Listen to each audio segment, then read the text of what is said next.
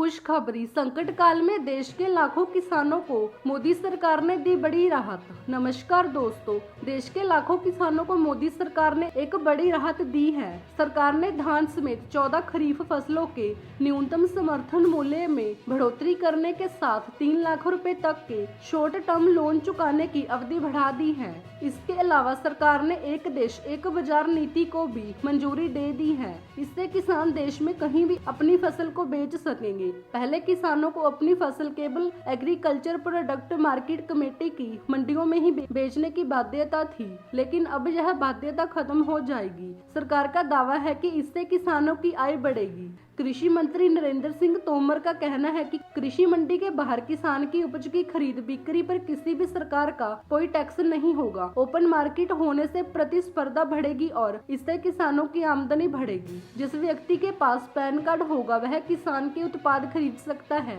कई तरह के प्रतिबंधों के कारण किसानों को अपने उत्पाद बेचने में काफी दिक्कत आती है। कृषि उत्पाद विपणन समिति वाले बाजार क्षेत्र के बाहर किसानों द्वारा उत्पाद बेचने पर कई तरह के प्रतिबंध हैं।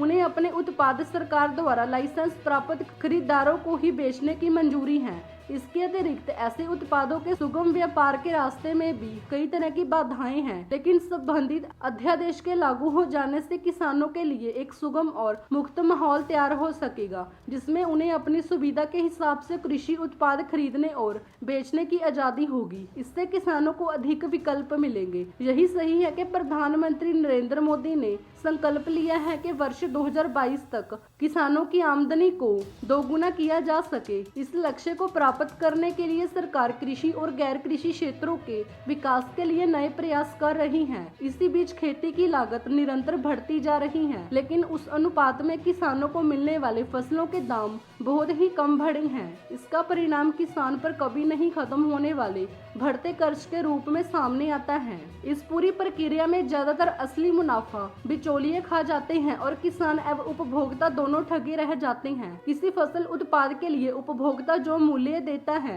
उसका बहुत ही कम हिस्सा किसान को मिल पाता है। बाजार मूल्य का कभी कभी तो 20 से 30% तक का हिस्सा ही किसान तक पहुंचता है। इसीलिए सरकार को समय रहते इस और पर्याप्त ध्यान देना होगा, वरना अन्न के उत्पादन में हमारी आत्मनिर्भरता प्रभावित हो सकती है, जो भविष्य के लिहाज से कहीं से भी बेहतर नहीं है। इसीलिए सबसे पहले सरकार को किसी भी तरह से किसानों की आमदनी बढ़ाने का तमाम व्यवहारिक उपायों को अमल में लाने पर जोर देना होगा। दोस्तों, अगर आपको हमारी ये जानकारी अच्छी लगी तो कमेंट करके बताएं, लाइक और शेयर जरूर कीजिए और आगे भी ऐसी खबरें देखने के लिए हमारे चैनल को सब्सक्राइब करना ना भूलें, क्योंकि हम हर रोज ऐसी खबरें आपके लिए लाते रहते हैं। धन्यवाद।